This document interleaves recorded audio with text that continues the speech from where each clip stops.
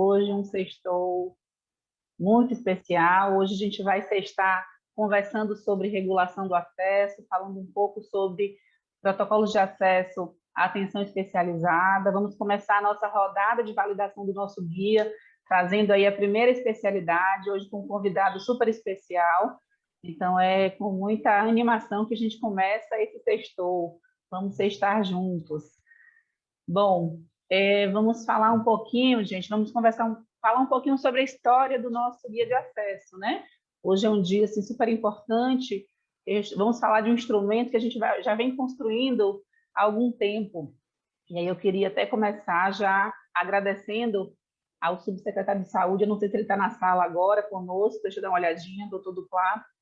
O doutor Duplá ainda não conseguiu logar com a gente, mas ele liderou todo esse processo de construção desse instrumento, né? Ele nos provocou por reconhecer a importância de termos esse instrumento como um instrumento norteador para os nossos processos regulatórios, né? Para que a gente realmente possa fazer uma regulação do acesso de forma coerente, resolutiva, organizada. E a gente vai contar um pouquinho a história desde 2018, né? Vamos falar um pouquinho desse instrumento. Eu vou aqui abrir um slide, alguns slides para a gente começar esse bate-papo. Todo mundo consegue acompanhar aqui? Deixa eu ver se eu consigo passar. Então, em 2018, tivemos uma publicação de portaria do Gabinete do Secretário estabelecendo normas e critérios para comprovação de residência, para cadastrar os nossos usuários de Camaçari, né? Então, saíram algumas normativas para a emissão do cartão SUS municipal.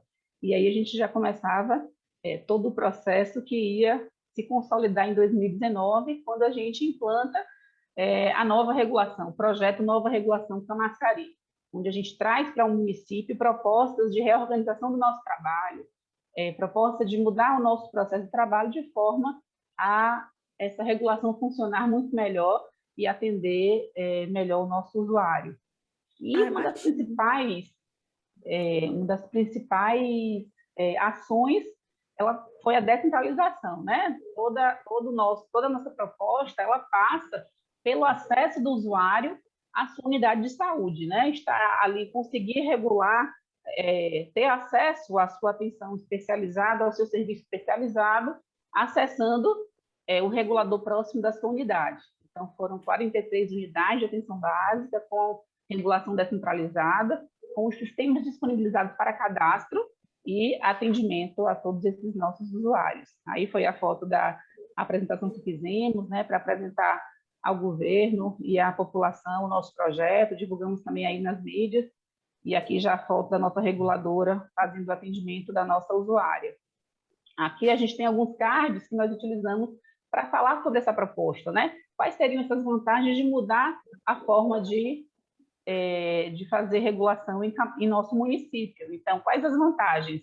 Marcação de consultas feita na unidade do seu bairro, né, para que o paciente não precise mais ir até a regulação, fazer marcação, e nas suas unidades de saúde, no seu território. Marcação feita todos os dias, durante o horário de funcionamento de cada unidade. Distribuição de vagas de acordo com a população dos bairros, né? Então, nós fizemos distribuição de cotas baseadas em critérios populacionais, para que realmente as unidades com maior população, elas pudessem ter uma oferta de vaga maior e mais compatível com a sua demanda. Se não tiver vaga no dia, o usuário, então, tem a sua solicitação agendada na fila de espera, né? Trazer essa fila de espera virtual foi realmente com o objetivo de diminuir esse desgaste do usuário, que precisava ficar em filas, né, de madrugada e muito cedo, para que ele conseguisse ou marcar ou retornar várias vezes, e com a proposta da fila, a gente coloca ali o usuário na posição, né, onde ele aguarda esse retorno de marcação. Pode acontecer por mensagem, SMS, WhatsApp, ligação, ou através de consulta no portal. E, finalmente, o serviço também de transporte ao usuário, que passou a ser realizado também através da unidade aí do seu bairro, próximo à sua residência. Esse aqui é o guia, né, o nosso instrumento, o assunto de hoje, nosso guia de regulação para acesso a consultas e exames especializados. Não havia como falar em reorganizar esse processo sem haver um guia norteador, um instrumento que norteasse esse passo a passo do encaminhamento, né? Para onde o paciente deve ser encaminhado? Quando é que ele deve ser encaminhado? Quais são os critérios para esse encaminhamento? Requisitos, né? Que exames ele precisa fazer ainda na atenção primária antes que ele seja encaminhado? Então, o guia traz um pouquinho dessas respostas e nos deixa assim, mais seguros nesse processo de encaminhamento.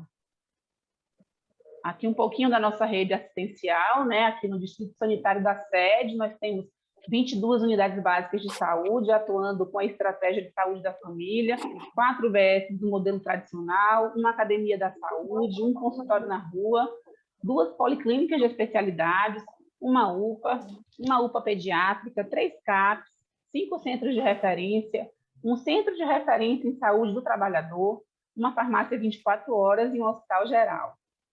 Temos na nossa rede assistencial do Distrito Sanitário da Costa, 13 UBS, 13 unidades básicas de saúde, atuando com o modelo da saúde da família, 3 UBS ainda com o modelo tradicional de UBS, uma equipe itinerante, uma academia da saúde, uma UPA, 2 PAs, um CAPS e um multicentro de saúde.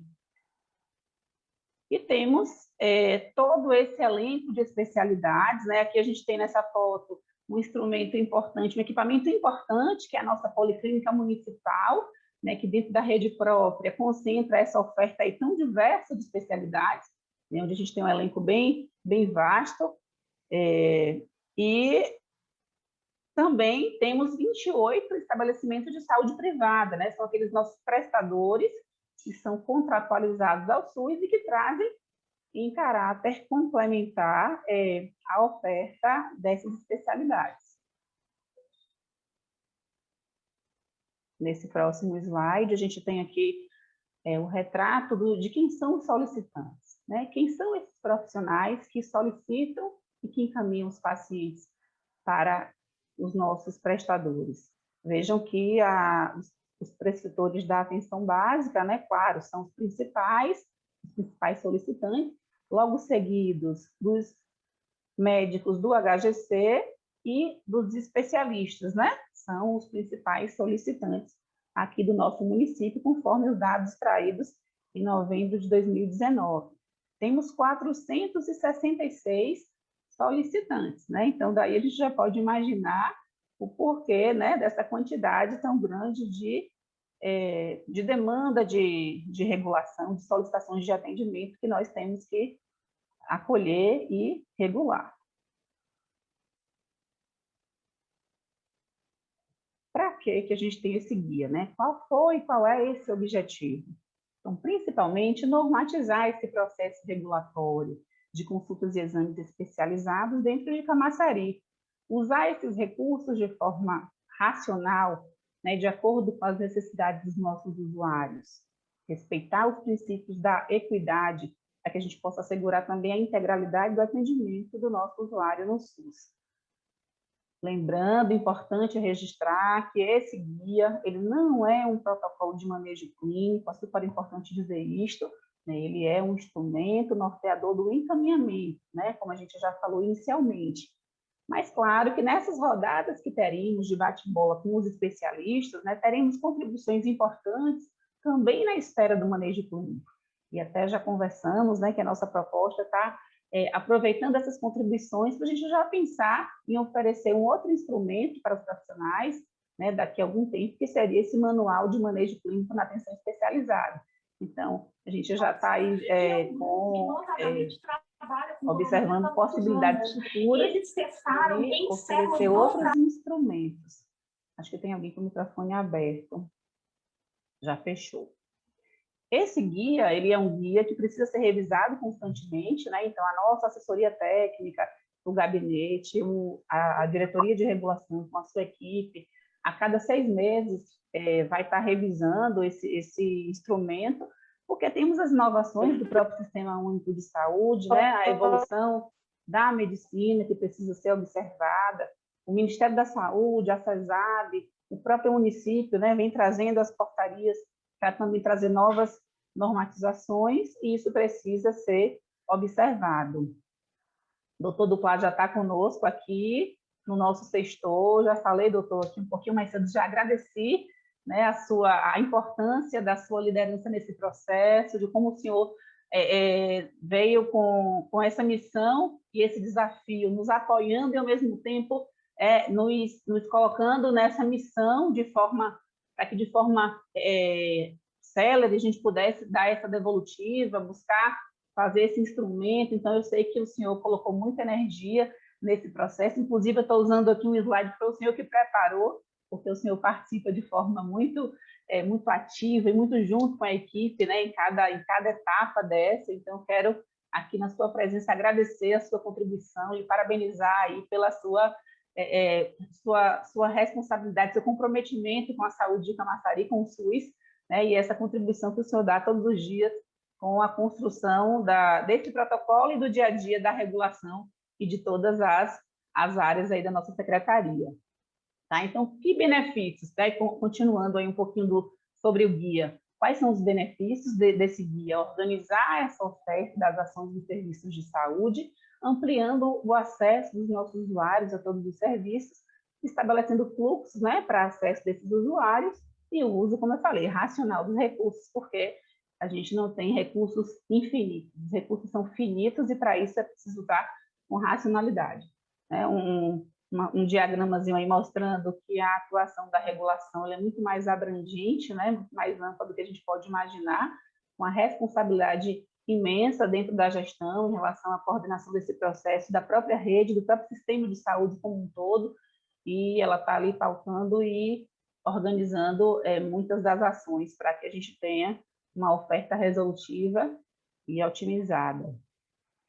Tivemos esse processo de elaboração muito importante, né, onde tivemos contribuições de diversos profissionais da área técnica, da área assistencial, tanto daqueles que atuam na atenção básica, quanto dos que atuam na atenção especializada dentro da nossa rede. E além dessa contribuição de cada um, tivemos também, claro, as pesquisas, né, nos instrumentos já existentes, disponíveis nos municípios, no estado da Bahia, nos outros estados, né, em todo o nosso território, observando, claro, as normativas do Ministério da Saúde e também todas as referências que hoje já existem, são aceitas cientificamente em relação à regulação do acesso no SUS. Tivemos aí a contribuição da equipe técnica consultiva, né, a nossa assessoria técnica da CESAL, Viviane, a nossa assessora, Eliane, a nossa enfermeira aqui da regulação, trabalhou esse processo de organização do instrumento, organizando as informações, dando esse formato final, e as enfermeiras, Ana, Yara, Joelma, Sheila, Norma Duplac, contribuíram nesse processo da construção desse protocolo, desse guia, né, e agradecer aos médicos, Ana Clara, Glauton, Jaguaraci, Mariana, Paulo Mascarenhas, que também tiveram aí as rodadas importantes de contribuição, se debruçaram sobre o instrumento, e toda essa equipe ela é muito responsável por esse resultado final. O nosso guia ele tem a seguinte composição. Primeiro, claro, trazer quais são os principais motivos da solicitação, né? Por que o paciente precisa ser encaminhado para realizar uma consulta ou um exame especializado, qual é a suspeita diagnóstica que ele tem, e qual é essa documentação que precisa existir para o encaminhamento, que guia, que protocolo, que ficha que tem que ser preenchida, quais são os exames complementares que devem estar correlacionados, realizados e juntados nesse encaminhamento, e quais são, finalmente, os profissionais, né, de quais especialidades, de quais áreas que podem estar solicitando esse encaminhamento. Observando que o nosso médico regulador, se ele identificar a necessidade de complementar esses dados, né, ele pode estar devolvendo esse encaminhamento para o solicitante, para que ele realmente possa complementar, seja com exame que precisa ser feito, que não foi apresentado, ou algum preenchimento que não foi realizado, por algum campo que está em branco, né, que não foi devidamente preenchido, e assim finalizar o processo de agendamento. Havendo justificativa, né, justificativa registrada, profissionais que inicialmente não estavam elencados como solicitantes aptos, eles podem solicitar e encaminhar.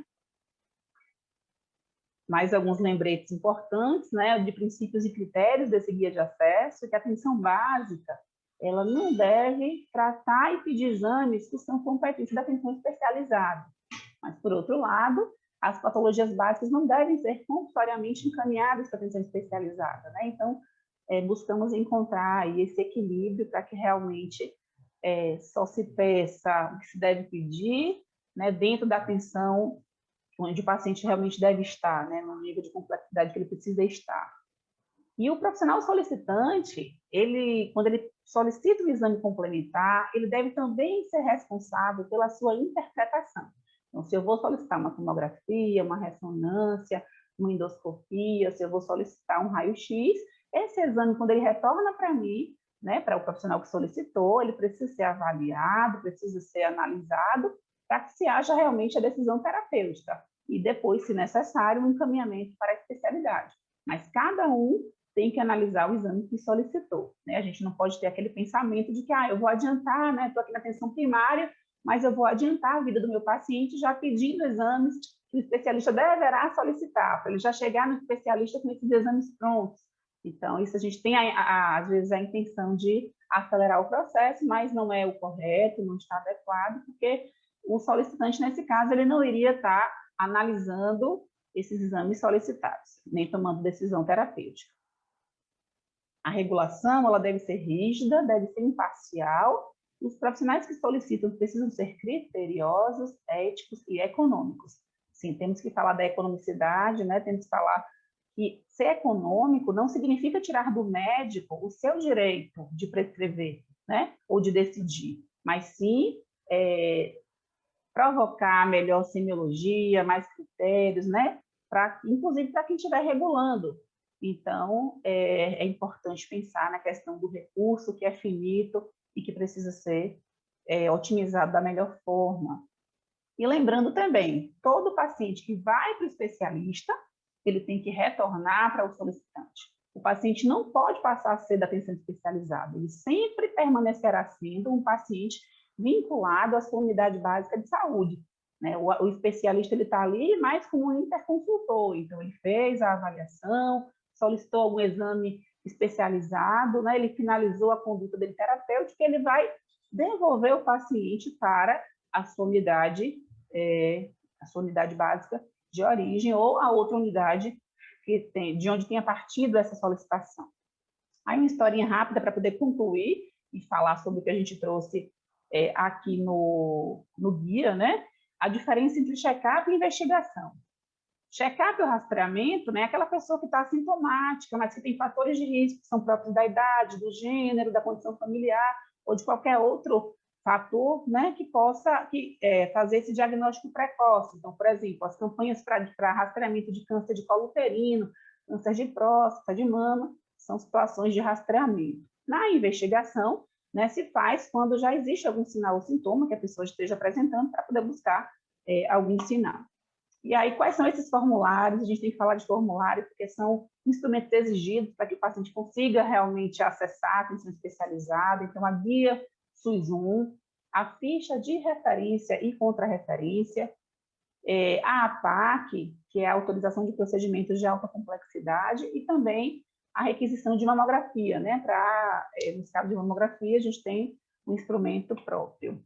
Aqui o exemplo, né, da famosa guia SUS-1, que todos nós conhecemos, e lembrando que cada campinho desse, ele existe para ser preenchido, né, e não deve estar em branco. Então, eu fico olhando muito para aquele espaço ali, motivo da solicitação, que é grande, mas geralmente só tem uma palavra, que se chama avaliação, né, e lembrando também que essa guia deve trazer os graus de prioridade para atendimento, que a gente vai ver no próximo slide.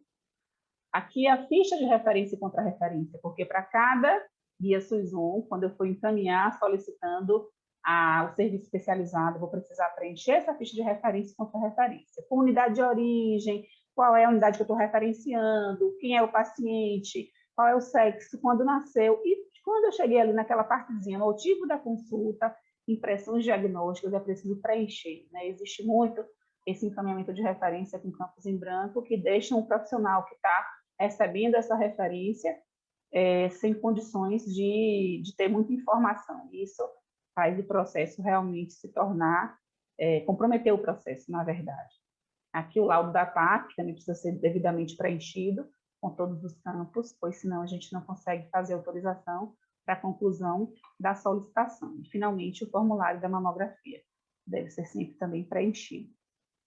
Lembrando que não pode deixar de constar a identificação da unidade, a data, nome do usuário completo com telefone, qual é o profissional solicitante, quem é esse profissional, carimbo, assinatura, né? Tudo de forma legível. Qual é o CID, gente? Não pode esquecer de colocar o CID compatível com o que está se solicitando. Justificativa clínica é indispensável, né? Sem abreviar muito para que realmente a informação chegue de forma adequada ao profissional que está recebendo esse encaminhamento e descrever um grau de prioridade, né? Se é P0, P1, P2 ou P3, para que se possa respeitar a portaria, né? A portaria 035 de 2019, onde ela traz que o paciente pode ser P0, P1, P2 e P3, de acordo com o seu grau de prioridade, de urgente, né, com brevidade, até o caso do rastreamento do paciente assintomático, que pode estar esperando mais.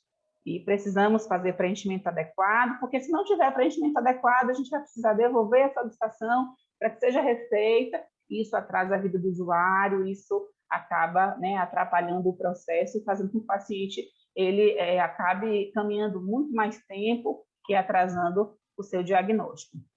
Aqui a gente tem somente algumas notas que saíram, né? Quando a gente finalizou esse guia e que nós validamos ele em 2019, em fevereiro, se eu não me engano, fevereiro de 2019, nós publicamos ele em diário oficial e logo depois a gente parou um pouquinho de trabalhar com o guia por conta dos desafios da pandemia, mas nós colocamos esse guia para consulta pública, né? E ficou lá 2 meses com o link de acesso, que era um link que estava direto no portal da prefeitura, onde os profissionais poderiam entrar e fazer contribuições e trazer algum tipo de crítica ou sugestão, mas nesse tempo que ficou disponibilizado, não houve nenhum tipo de contribuição, né? Então, a gente entende que o guia atendeu aqueles que o consultaram.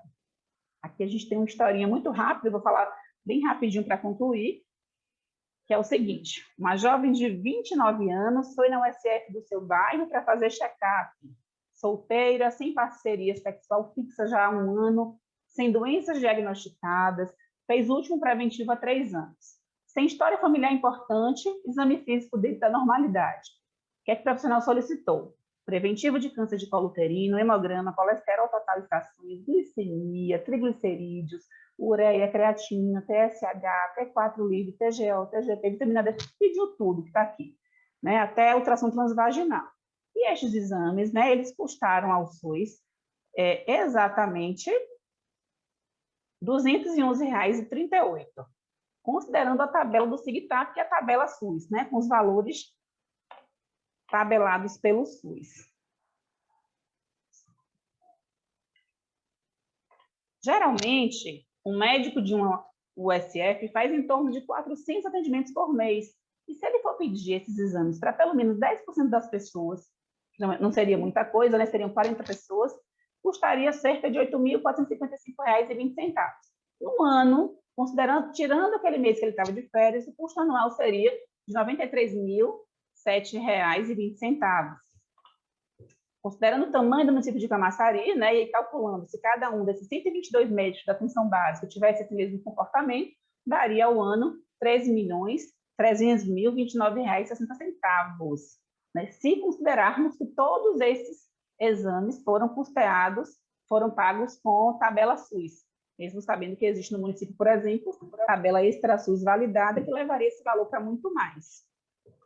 Já as evidências científicas, elas mostram que essa jovem, ela precisaria apenas fazer um preventivo de câncer de colo uterino, teste rápido para HIV, hepatite B, hepatite C. Esses testes são disponibilizados na unidade básica, né, com aqueles kits de testagem rápida que o Ministério da Saúde distribui, e o município pagaria, então, R$ 7,30, né, pelo exame citopatológico cervico-vaginal, e teria uma despesa anual de R$ 459.316, com exames de pacientes com esse mesmo perfil desta jovem senhora. Então, veja só que seria menos de 4% do valor da primeira situação, o que faria uma economia de quase 13 milhões de reais aos cofres públicos, né? Então, a gente precisa realmente falar de valores, falar de recursos, falar de otimizar se preocupar com isto, porque isto vai passar pelo nosso trabalho, vai passar pela vida do nosso paciente, vai repercutir para a gente, né, com algum grau de dificuldade se a gente não tiver essa preocupação. E aí a gente tem que concluir dizendo que sem regras, sem protocolos, sem medicina baseada em evidências e sem bom senso, o SUS não consegue atender aos seus princípios de universalidade, equidade e integralidade. Uma fotinha do Dr. Arthur Sampaio, nosso querido Dr. Arthur, que nos deixou em 2018, eu fechei sem querer, e foi um participante ativo dessa discussão, esteve junto com o Dr. Duplá nessas primeiras reuniões, e com certeza, se aqui estivesse, estaria conosco nessa rodada de conversa. Então, era essa a apresentação que a gente precisava fazer para apresentar para vocês esse guia, né? A versão do guia finalizada, ela vai ser entregue a todas as unidades, vai ser disponibilizada, onde traz realmente essas informações referentes a todas as especialidades. Mas agora vamos falar de uma coisa muito bacana. Hoje a gente vai falar com a cirurgia vascular, né? Hoje a gente tem um convidado muito bacana, um amigo querido, o Dr. Reinaldo Benevides dos Santos. Dr. Reinaldo, que é médico do município, é efetivo, atua no Serviço de Atendimento Móvel de Urgência. Ele que é especialista em cirurgia vascular, ele que é especialista em angiorradiologia e cirurgia endovascular, e que é também especialista em ecografia vascular com Doppler. Então, a gente está com a honra de ter o Dr. Reinaldo aqui conosco para poder falar sobre esse nosso guia, né? Qual é o olhar dele como especialista em relação a essas orientações, né? E também trazer, tirar eventuais dúvidas que possam existir aí, principalmente dos profissionais solicitantes, né? Em relação a esse guia, tá? Então, eu queria convidar o Dr. Reinaldo, passar a palavra para ele, agradecer, doutor, viu? Muito obrigada mesmo. O senhor está inaugurando aí, né, um sextou de vários que virão, onde a gente vai estar validando o nosso protocolo. Seja muito bem-vindo. Obrigado, Elba. Boa tarde a todos. Já fui devidamente apresentado, meu nome é Reinaldo. A incumbência que me foi passada era tentar trazer para a gente o protocolo, o guia de regulação, né, do município, que é o que vai chegar até a unidade de saúde inicialmente, e que ele traz essa imagem para a gente aqui, que isso aqui é retirado diretamente de uma versão preliminar, de uma forma bem simplificada, bem objetiva, que vai permitir que o profissional consiga acessar essas patologias de uma forma bem direta e tentar direcionar o que é que ele vai encaminhar para a unidade de emergência, o que é que ele vai encaminhar para a policlínica. Só que quando o Elba me passou essa função de tentar objetivar isso daqui, eu vi que, na verdade, o protocolo já estava bem enxuto, bem objetivo, extremamente claro com relação às indicações, e, de certa forma, me incomodou que talvez isso não conseguisse ter capilaridade para o colega que está ali na linha de frente e que não está habituado, talvez, com as rotinas ali da cirurgia vascular, que é uma especialidade cheia de nuances, cheia de paciente grave, cheia de paciente complexo. Então, eu tentei organizar isso de uma outra maneira, que eu vou trazer logo aqui na sequência, que acabou virando aí o embrião de um possível protocolo de orientação para todos os profissionais da atenção básica. Então, assim, essa é a tela, a folha, a página que o profissional vai ter acesso, em que você vai, de acordo com o índice, acabar buscando por angiologia e cirurgia vascular, e quem é o paciente que você vai encaminhar do PSF para atenção secundária ou para atenção terciária. Paciente portador de aneurismas, paciente que tem a claudicação intermitente ou doença arterial periférica sintomática, paciente com distúrbios vasoespásticos, então, qualquer paciente que tem algum tipo de vasoespasmo. Opa, acho que minha tela saiu aqui. É porque, na verdade, alguém compartilhou a própria tela.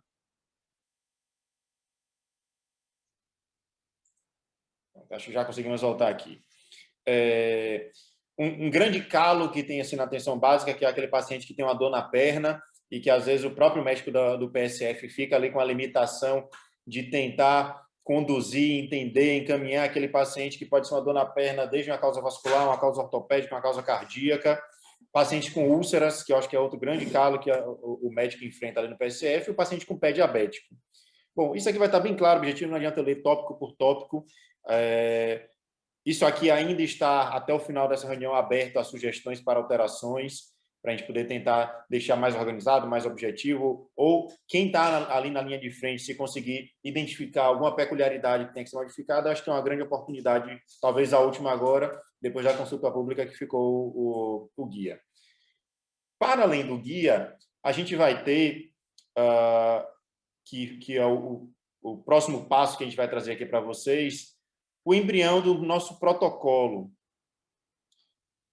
que, como eu já deixo bem claro aqui, o objetivo inicial não é, em hipótese alguma, alterar a autonomia do médico.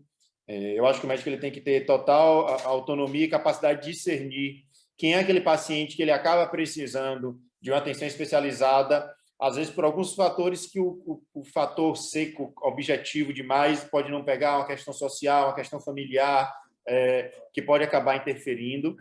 Mas o fato de a gente ter uma coisa mais clara e objetiva ajuda a manter uma similaridade na condução desses casos, né? E o objetivo é objetivar o direcionamento dentro da rede, seja para a unidade de emergência, seja para a policlínica, para o atendimento com especialista.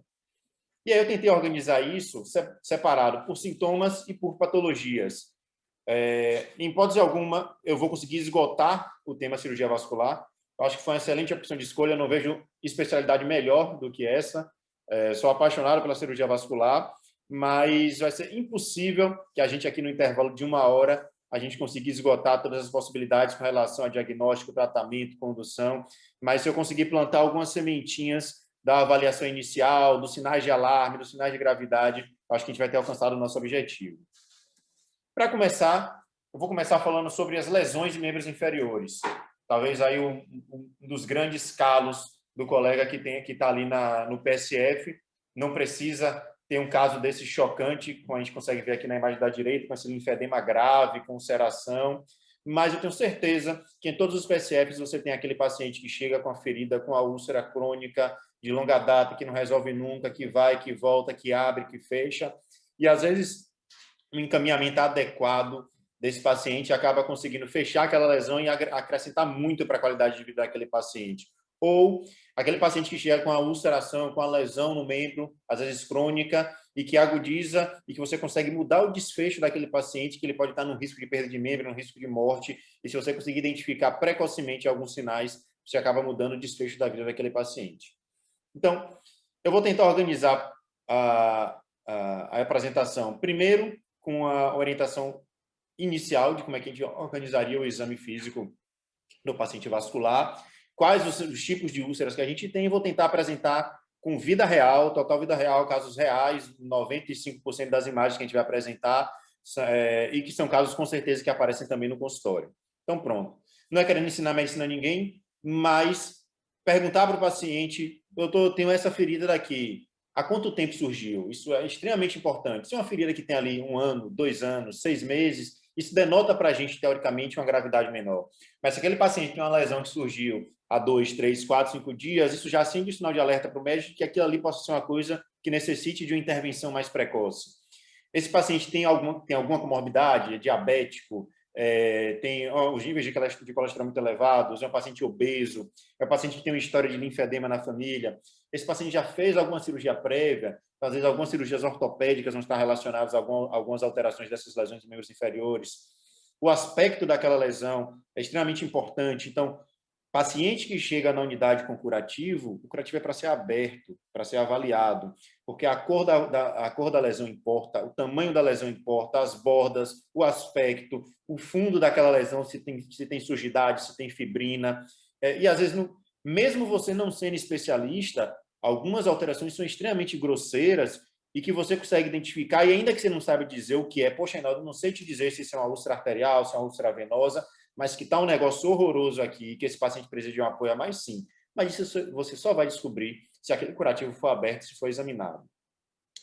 Abriu o curativo, vem um outro ponto, talvez uma das sementinhas que eu tenho que plantar aqui, que ficaria muito feliz que se entrasse na rotina, que é uma coisa que a gente subestima muito, que na cabeça do vascular é quase um ato reflexo, que é a palpação de pulsos. Então, o paciente chegou, deitou na maca, tem uma lesão no membro, uma das primeiras etapas que você tem que cumprir é procurar os pulsos desse paciente, pulso pedioso, pulso tibial posterior, pulso poplíteo, porque isso vai ser definidor, inclusive, se esse paciente é um paciente para rede de urgência, para rede de urgência e emergência, se é um paciente para ser encaminhado para especialista, ou se é um paciente que pode perfeitamente permanecer no nível da assistência primária.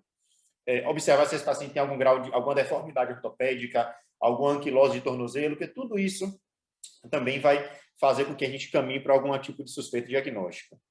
Então, dentro daquela linha das úlceras, a gente pode ter uma úlcera com diversos componentes. Essa úlcera pode ser venosa, arterial, neuropática, linfática, pós-infecciosa, relacionada à doença hematológica. Tem uma série de possibilidades para essas úlceras.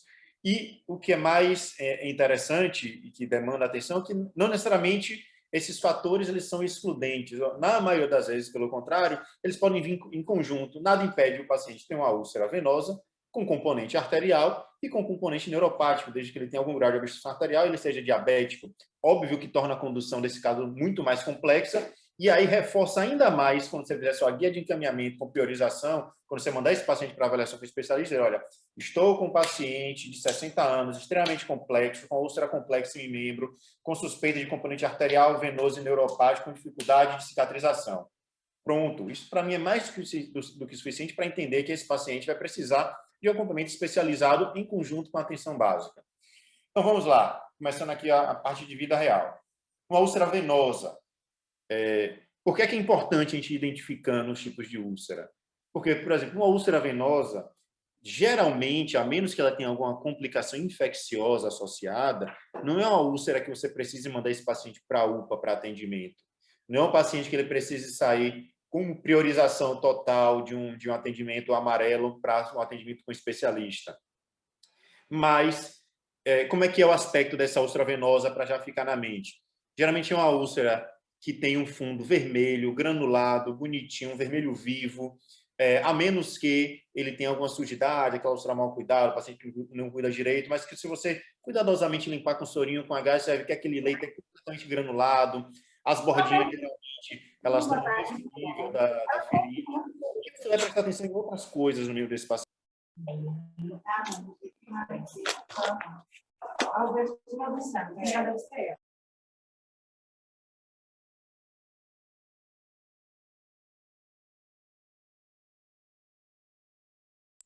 Pronto, acho que voltou. Voltou agora. Você vai ver essa pele mais descamada, mais sofrida, que a gente chama de eczema. Você pode ter hiperpigmentação, que é essa região que vocês estão vendo aqui na frente aqui da tíbia, na canela, e que denota para a gente que essa paciente tem uma insuficiência venosa de uma classe mais avançada, ou o paciente que vai ter aqui esse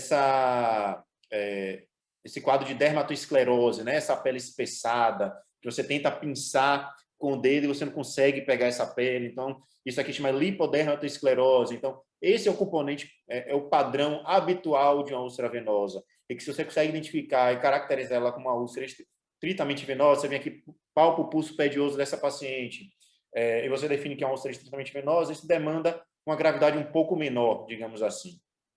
Eu vi que tem gente levantando a mão aqui, para provavelmente fazer algum questionamento, eu acabo não conseguindo visualizar a pergunta agora, mas eu prometo que no final a gente faz o retorno aqui e libera para questionamentos. Tá certo, pessoal? Tá conseguindo ver a setinha? Tá na tela? Pronto. Qual é a próxima úlcera que a gente tem? A úlcera com componente arterial. Essa já liga um sinal de alerta maior dentro da atenção primária. E como é que é o padrão dessa úlcera? Ponto número 1, descobrir o curativo. Você vai ver uma úlcera com fundo pálido, bordas necróticas, esse tecido esfacelado, meio horroroso assim no fundo. E aí você desce aqui nesse paciente, procura pulso distal, pulso pedioso, não acha, pulso tibial posterior, não acha. Você vê uma pele com a perda de musculatura, uma perna com a perda de musculatura, uma pele sem pilificação. Então, se isso aqui ainda tiver um componente doloroso, essa úlcera com certeza tem um componente arterial. E esse tipo de lesão demanda intervenção mais precoce. Se ele tiver alguma gangrena de extremidade, se tiver uma dor em repouso, uma dor importante, esse paciente tem indicação de ser encaminhado para a unidade de emergência. Ele tem indicação de revascularização desse membro, que ele está sob risco de amputação. Se esse paciente tem uma dor controlável e não tem nenhum sinal de infecção grosseira, esse é o paciente que tem que ser encaminhado com prioridade para a avaliação com o especialista, porque isso pode mudar o desfecho. É um paciente que tem uma úlcera, que tem um membro totalmente viável, pode acabar sofrendo amputação e ter limitações funcionais graves aí para o resto da vida.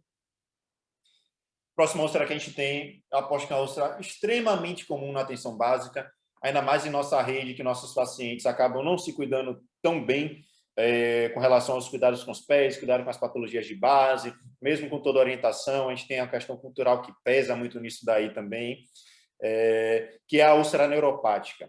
O que é a úlcera neuropática? Ela geralmente é relacionada à neuropatia diabética, apesar de eu ter outras doenças que podem provocar hanseníase, mas 99% dos casos não estão relacionados a uma neuropatia diabética, que nada mais é do que a destruição da inervação distal pelos níveis cronicamente elevados de glicemia.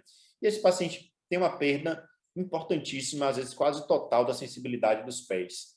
E o que acontece? Geralmente, em zona de superfície óssea, ele vai pisar, machucar, não vai sentir, vai usar um sapato apertado, uma bota, vai machucar, não vai sentir, e ele vai abrir uma lesão que tem esse aspecto de bordas hiperceratóticas. A gente vê que tem muita ceratose aqui, uma ceratose elevada, com esse fundo geralmente limpo e granulado, a menos que esse paciente tenha um componente arterial em conjunto. E por que isso aqui preocupa muito? Isso aqui é uma porta de entrada para lesões gravíssimas. Tipo, a exemplo desse pé aqui à direita, em que a gente tem um paciente que tinha um mal perfurante plantar, ele infectou, abscedou e isso fistulizou até o dorso do pé. Veja que já é um paciente, inclusive, que já é sequelado de uma amputação prévia de um pododáctilo. Então, esse tipo de lesão aqui é uma lesão com potencial de gravidade muito grande. É um paciente que tem um pé sob risco e o risco de amputação, caso ele tenha algum tipo de complicação. Então, se esse paciente chega com mal perfurante e que você identifica que ele está com fundo limpinho, só tem elevação de bordas, não tem nenhum sinal de hiperemia no entorno, não tem febre, não tem linfonodomegalia, esse também é um paciente que tem que ser encaminhado de imediato para avaliação com o especialista, como priorização. Isso não impede de você já iniciar algumas orientações para esse cara. O foco do tratamento da úlcera neuropática é retirada das zonas de pressão. Então, esse paciente vai ter que readequar calçado, vai ter que providenciar calçado especial, vai ter que deixar de pisar com esse pé em algumas situações, mesmo a gente sabendo que muitas vezes, dando essa orientação, o paciente não vai seguir a gente como especialista enfrenta isso, mas é nossa obrigação passar a informação ao paciente, porque ele também é corresponsável pelos cuidados com ele. Se esse paciente chega para você com um mal perfurante, em que a gente vai ver nas próximas lesões, que chamam a atenção para a gente, com um processo infeccioso associado, esse paciente tem que ser encaminhado para a unidade de emergência, tem que começar a antibiótico terapia precoce, em alguns casos acaba sendo cirúrgico, inclusive, como é o caso aqui da direita, em que você acaba tendo que fazer uma fasciotomia dorsal que a gente não consegue ver que está do outro lado, tá certo? Esse aqui é um outro caso bem interessante de um paciente que tinha uma neuropatia diabética grave e que ele resolveu caminhar na praia, na areia quente, caminhou durante a manhã, queimou o pé e não sentiu. Só foi perceber depois, quando estava sujando o chão, e que, na verdade, que ele tinha sofrido uma queimadura gravíssima nos pés e não tinha sentido. Esse é um paciente que tem um risco altíssimo de ter lesão no pé, se ele não for devidamente cuidado, acompanhado, o paciente precisa de um cuidado próximo com o endócrino, um cuidado próximo com o cirurgião vascular e uma atenção básica que pegue no pé dele, literalmente, para poder ele tomar cuidado, porque esse pé aqui ele vai ferir, vai dar topada, vai pisar em prego, vai calçar sapato apertado, vai fazer calo, vai ferir, machucar, e é um paciente que pode evoluir para amputação. Voltando ali para aquele mesmo paciente que tem aquele linfedema grau 4, aquele linfedema gravíssimo, com deformidade importante. Nem sempre isso aqui não é o mais comum, mas geralmente é um paciente que tem aqui, como o caso da direita, um linfedema crônico. Então, o paciente já chega para o doutor, eu já tenho uma perna maior que a outra, desde que eu tinha 10 anos de idade. Ou, geralmente, depois dos 30 anos, começou a aumentar. Muitas vezes o paciente já sabe que tem um diagnóstico de linfedema, e esse paciente é um paciente que tem uma chance maior de ficar fazendo linfangite ou erisipela de repetição, e cada vez mais que inflama, mais isso lesa o tecido linfático, mais isso deforma o membro, até chegar a esse nível dessa situação aqui desse paciente à esquerda, em que a gente tem uma deformidade grande com ulceração, e não há nenhuma dúvida de que esse é o tipo de caso que precisa de um especializado. Já o caso da direita, ele precisa de uma avaliação com o especialista, sim. Não precisa ser num grau de urgência, eu poderia colocar esse paciente aqui como um verde, por exemplo, mas esse paciente vai ser acompanhado posteriormente na atenção básica, não é um paciente que demanda de um acompanhamento contínuo e regular com a cirurgia vascular. Isso levando em consideração a realidade brasileira, em que a gente não tem recurso para todo mundo. Então, se você enche o consultório do especialista, do paciente da direita, o paciente da esquerda, que já é uma minoria, ele acaba não tendo acesso. E esse paciente tem um risco muito maior de complicações graves do que o paciente da direita. Aqui vem uma lesão em que o sinal de alarme para um médico que está no PSF tem que estar muito alto, que é a questão das infecções, das úlceras infecciosas. Essas lesões colocam em risco não só o membro como a vida do paciente, em geral estarão relacionadas a outras patologias, tá certo? E o que é que a gente vai examinar no pé desse paciente, desse ser humano? A gente vai deitar esse paciente, vai procurar os pulsos, e a primeira coisa que chama atenção quando a gente tem uma complicação infecciosa, às vezes relacionada àquele mal perforante plantar, é a perda dessa convexidade, da concavidade plantar, em que ela evolui com essa convexidade. O que é que sinaliza para a gente? Tem alguma coisa ali naquele pé. Geralmente um abscesso, uma secreção. Então, esse paciente não é o paciente que você vai mandar para casa com cefalexina. Esse paciente tem que ir de imediato para a unidade de pronto atendimento, para internamento, antibiótico venoso, e a unidade de pronto atendimento vai poder encaminhar ele para a unidade terciária o mais rápido possível. Outros sinais. Você consegue notar zonas de hiperemia. Geralmente, os processos infecciosos eles vão acompanhando os segmentos, os trajetos de tendão. Então, você vai ver aquela hiperemia que vem descendo pelo trajeto do tendão, descendo aqui pela região plantar do pé. E na imagem da direita, a gente vê uma imagem parecida com aquela anterior, que também aqui imagem de caso real, e que a gente vê uma perda total aqui da concavidade plantar, a concavidade plantar abaulada, já começando a necrosar. Isso é sinal de que tem um processo infeccioso grave e subjacente aqui. Todos esses pacientes têm que ter os interdígitos avaliados, examinados, buscando a presença de alguma micose interdigital, alguma lesão, que também vai ser uma porta de entrada, seja para um pé diabético infeccioso, para um abscesso plantar, seja para fazer uma erisipela. Então, esse grau de suspeição do médico tem que estar muito alto quando chegar um paciente para você com a ulceração, com a lesão, e que você vê essas alterações que chamam tanta atenção assim nos pés. Ainda sobre as úlceras infecciosas, às vezes chegar para você aquele paciente que tem uma feridinha pequenininha no dedo, que você fica ali, passa uma cefalexina, manda para casa, não melhora, volta, de vez em quando sai secreção, melhora, seca, vem de novo. Mas aí você olha com um pouquinho mais de calma para esse paciente, a gente vê esse dedinho assim, gordinho, a gente chama um dedo em salsicha. Isso sinaliza para a gente aqui um sinal de alarme para osteomielite, que muitas das vezes esse paciente vai acabar precisando fazer uma amputação, uma retirada desse dedo, quando não resolve com antibiótico terapia prolongada. E é uma coisa que o médico do PSF ele consegue identificar. Então, é o paciente que chega para você, que tem essa ferida aí há muito tempo, que a gente consegue identificar, às vezes, numa portinha de entrada, você vê aquele dedo gordinho, mas o cara não tem nenhum sinal de alarme, não tem febre, não tem taquicardia, não tem uma secreção importante, não tem outras zonas de hiperemia. O médico pode pedir um raio-x e você vê, esse raio-x não é desse mesmo paciente, eu não consegui localizar, mas só para você ver que no raio-x você consegue ver, nesse tipo de caso, uma destruição grosseira do arcabouço ósseo. Então, se você identificar isso, você diz, vixe, esse paciente tem osteomielite. Esse cara tem que ser encaminhado para um especialista com brevidade, porque ele está sob um risco de propagação dessa infecção, de colocar a vida dele em risco, tá certo? Vamos lá. Úlceras malignas. A gente já saiu agora daquelas úlceras infecciosas. As úlceras malignas geralmente são mais fáceis, entre aspas, assim, do paciente, de um médico acabar suspeitando. É aquela ferida crônica que não melhora nunca e que de uma hora para outra muda o aspecto ou começa a aumentar. Esse paciente merece uma biópsia dessa lesão, porque isso aqui pode ser um carcinoma escamocelular, como é o caso dessas duas lesões daqui. Às vezes começa com uma besteirinha pequena no pé que é subestimado, e pode aparecer e já surgir e avançar por essas lesões assim de bordas irregulares, elevadas. Isso aqui já chama bem claramente a atenção para a gente de que tem alguma coisa bem errada aqui acontecendo. E esse paciente vai fazer assim uma mistura, né, da vascular com a dermatologia. O paciente também deve aparecer muito no PSF, talvez muito com a frequência provavelmente bem menor do que os casos anteriores, que é o paciente falcêmico.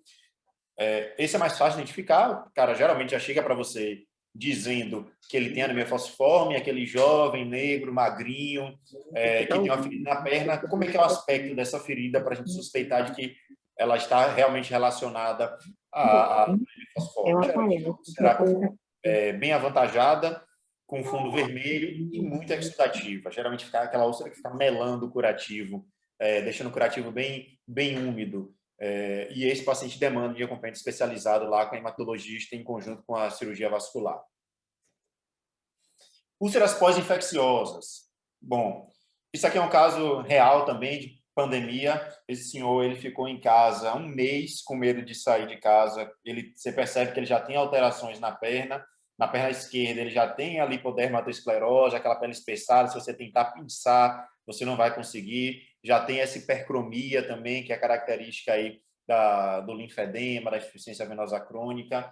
E ele evoluiu, ele coçou, machucou, feriu, fez uma porta de entrada aqui embaixo, isso propagou, fez uma abscesso e necrosou o aparelho posterior da perna dele.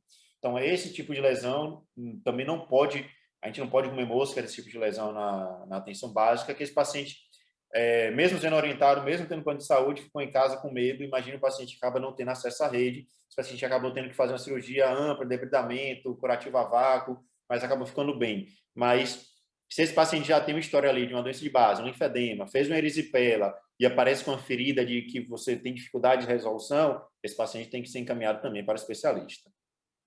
Úlceras de pressão são mais fáceis de identificar também. Geralmente você já vê aquela vozinha acamada por algum motivo, em que a zona principal que vai aparecer são essas regiões de calcanhar. O tratamento inicial pode e deve ser feito na atenção básica, que é orientação para retirar a zona de pressão. É o ponto número 1.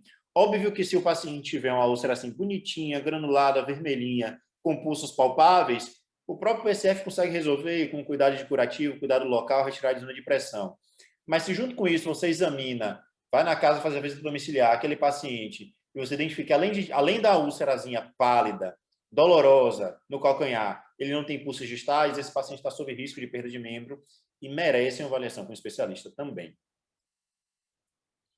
Bom, para finalizar aqui o tema as úlceras, como eu falei, meu objetivo não era esgotar o assunto, mas fazer provocações e tentar nortear algumas conduções. Então, ficam os recados finais que a úlcera ela pode ter vários componentes, ela pode ser uma úlcera mista, que a gente chama, e cada componente tem que ser adequadamente tratado. Paciente com curativo é paciente com curativo aberto e avaliado, e fica ali o sinal de sempre lembrar de procurar e palpar pulsos desses pacientes, que como a gente vai ver mais para frente no tratamento dos pacientes com doença arterial, uma medida simples, com 2 medicações, você consegue mudar o desfecho cardiológico desse paciente, tá certo? Resumindo, quem é o paciente que a gente vai mandar para emergência? Paciente que tem algum sinal de infecção local extensa, obviamente os pacientes que têm algum sinal de sepse, paciente que tem um diabetes com comorbidade e que tem algum tipo de infecção também mais grave relacionada, paciente com qualquer gangrena ou qualquer dor intratável e paciente com alguma outra gangrena de extremidade, esses pacientes devem ser encaminhados para a emergência. Quem é o paciente que vai para a policlínica, que a gente não precisa também entupir as nossas UPAs desses pacientes que vão acabar batendo e voltando? Quem é que vai priorizar para encaminhamento? Aqueles pacientes que têm as úlceras venosas, arteriais, linfáticas, infecciosas associadas à neuropatia diabética, com foco aí de atenção nas úlceras arteriais, infecciosas e neuropáticas. As úlceras mistas vão demandar, geralmente, também acompanhamento com especialista, e às vezes mais do que um especialista, e aí a vascular acaba casando com inúmeras outras especialidades, muito com endócrino, muito com a reumato, com a dermato, com a ortopedia. Então, esse discernimento, não tenho nenhuma dúvida de que o médico lá da atenção básica, ele consegue, uma vez identificando qual é o componente daquela úlcera, ele vai conseguir identificar qual é a especialidade que vai conseguir agregar para aquele paciente. Vamos lá. Seguindo. Uma outra queixa que eu acho que deve ser muito comum no consultório, o paciente chega para você com dor em membro. E aí, das dores mais diversas possíveis, né? É o feijão com arroz de cirurgião vascular. É a dor pesada, é a dor cansada, é a dor em aperto, é a chunchada, o tipo de queixa que tiver de dor no membro, o paciente já chegou, já foi encaminhado por algum colega. E o objetivo da gente é prevenir complicações relacionadas a quadros urgenciais e emergenciais, para evitar que a gente presencie cenas como essa daqui da foto da direita, com o paciente com essa gangrena extensa. Mais uma vez, isso aqui não é o mais comum, mas a gente vê que ainda acontece. E o objetivo de ter essa imagem chocante é exatamente chamar a atenção para que o sinal de alerta de quem estiver ali na ponta do atendimento esteja sempre com um nível bem elevado. Bom, mais uma vez, história e exame físico são essenciais. O tempo de início do sintoma é muito importante.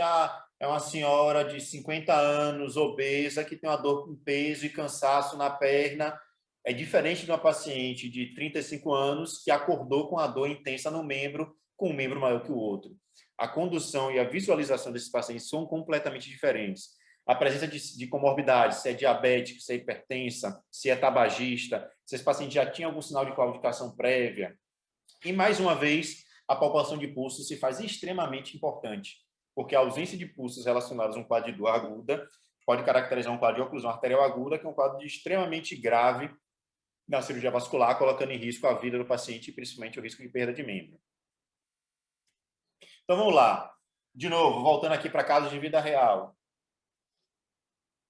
Chega seu José no PSF, dizendo que tem 3 dias que ele está com muita dor na perna. Ele disse que andava antes, sentia um pouquinho de dor, tinha que parar para descansar, ou seja, ele claudicava, mas de que 3 dias para cá ele sente uma dor muito forte na perna esquerda. A gente olha para o pé do paciente, a gente vê que o pé esquerdo está um pouquinho mais cianótico, a gente vê que o paciente, quando a gente tocar, a gente vai perceber que o pé está um pouquinho mais frio, a gente vê que tem uma lesãozinha interdigital aqui, e quando a gente consegue palpar o pulso lá em cima, o pulso radial, a gente vê que esse pulso desse paciente está rítmico. Então, sinal de alerta lá em cima, porque esse paciente deve ter uma oclusão arterial aguda relacionada a um ataque à arritmia que soltou um êmbolo e trombosou, entupiu algum vaso da circulação da perna. E esse paciente tem uma indicação de cirurgia de urgência e emergência, então esse paciente tem que ser encaminhado diretamente para atenção terciária. Muitas vezes ser encaminhado para esse tipo de cirurgia, que é uma tromboembolectomia. Esse paciente aqui também, a gente percebe a diferença de um membro para o outro.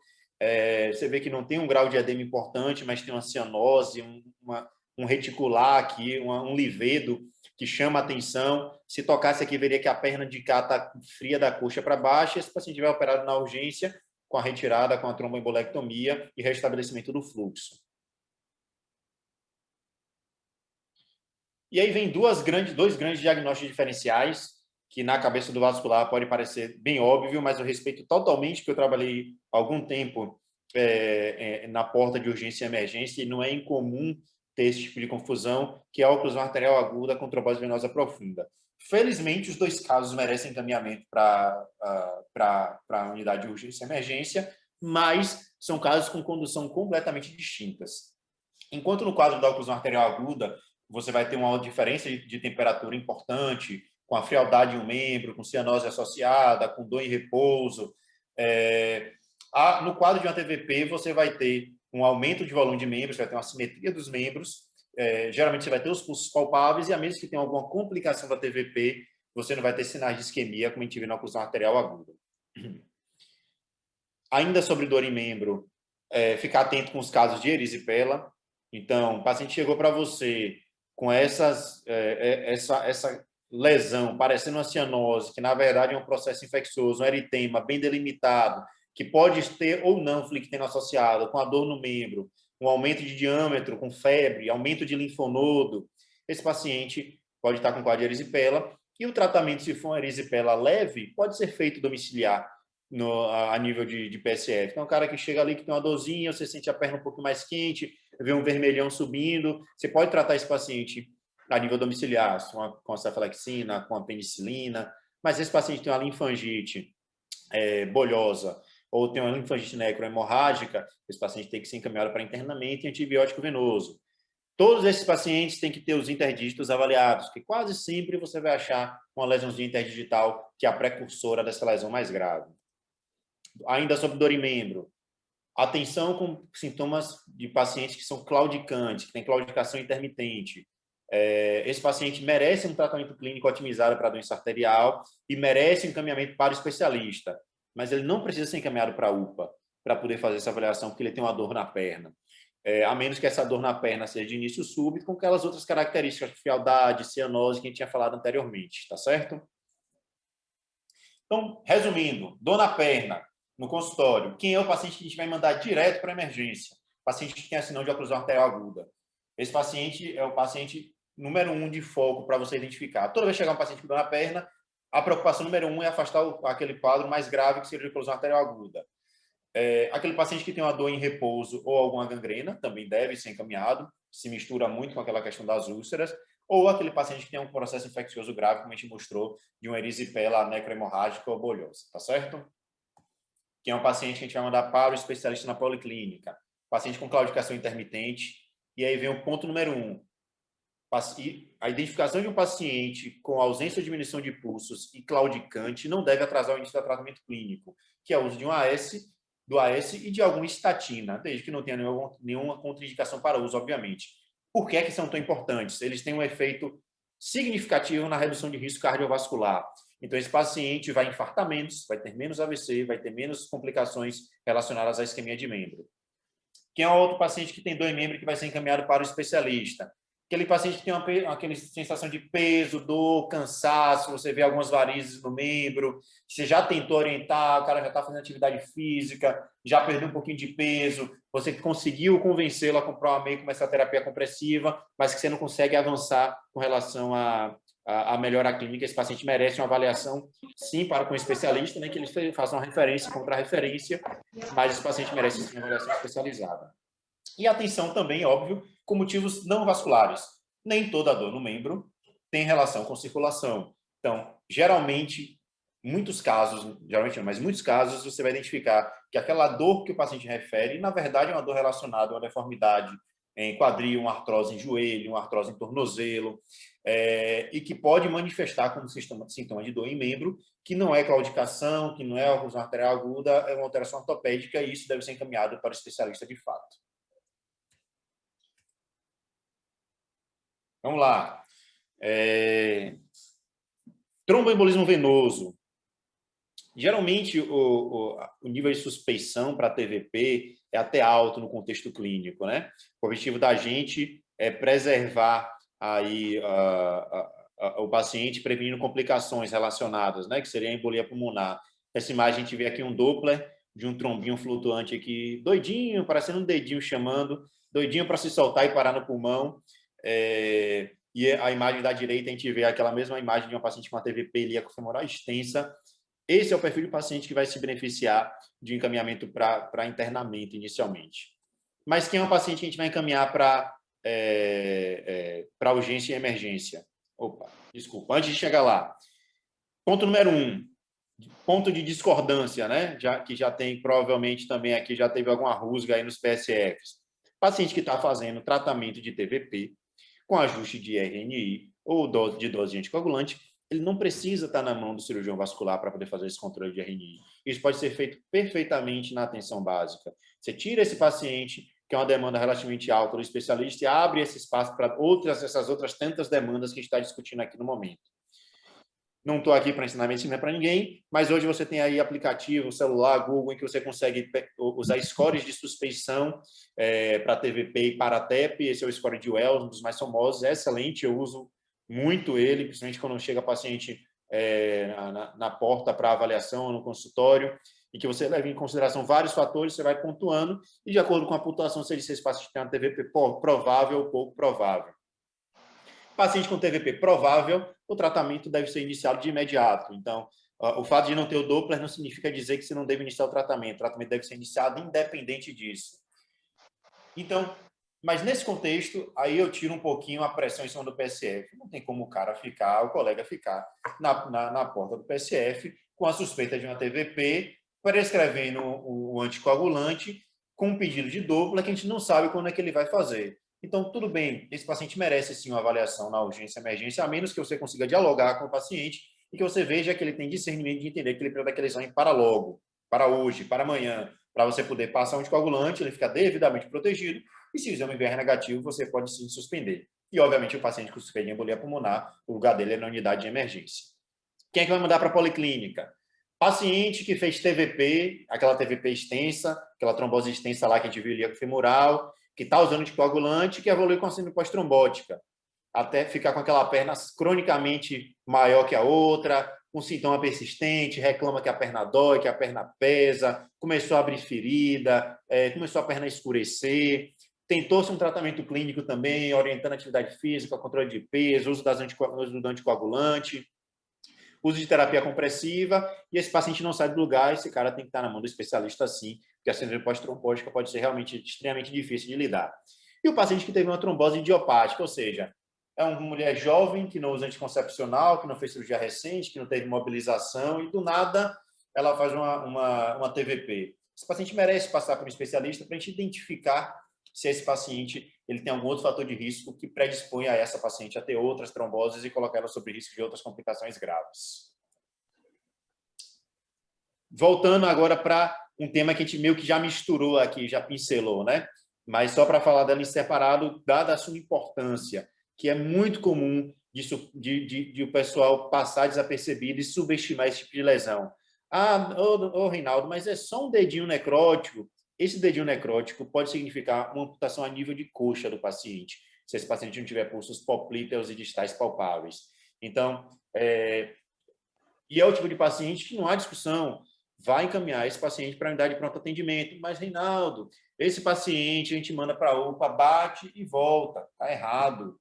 Vai convencer esse paciente, vai ser feito um trabalho em volta depois, se isso voltar a se repetir, fala com o gestor do seu posto, para falar com a instância superior, para dizer que, olha, esse paciente tem que ficar internado, que esse paciente precisa fazer revascularização desse membro, fazer arteriografia, angioplastia, que esse paciente está sob um risco iminente de perda de membro.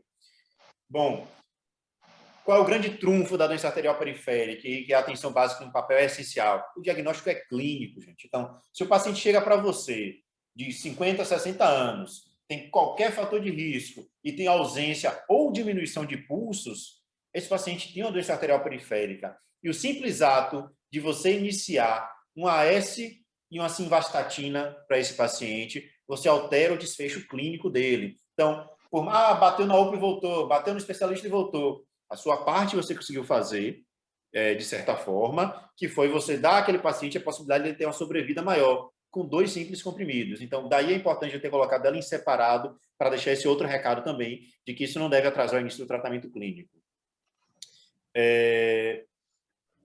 A gente pode diferenciar o paciente da doença arterial periférica em 2 grandes grupos. Paciente de tratamento clínico exclusivo, que é o paciente que não tem sintoma, você não palpa o pulso, mas ele não tem sintoma nenhum, AS simvastatina. Paciente que claudica, você pode associar um sulostazol para melhorar a capacidade de marcha dele. Pronto, esse é o paciente que vai ficar no cuidado clínico, que não impede desse paciente, na verdade ele deve sim ser encaminhado para avaliação com um especialista, mas os cuidados e a rotina de segmento vai ser feita na atenção básica, que é totalmente diferente do paciente que tem uma dor em repouso ou que tem qualquer tipo de lesão isquêmica no membro. O que é dor em repouso, Reinaldo? É o paciente, doutor, eu não durmo de noite.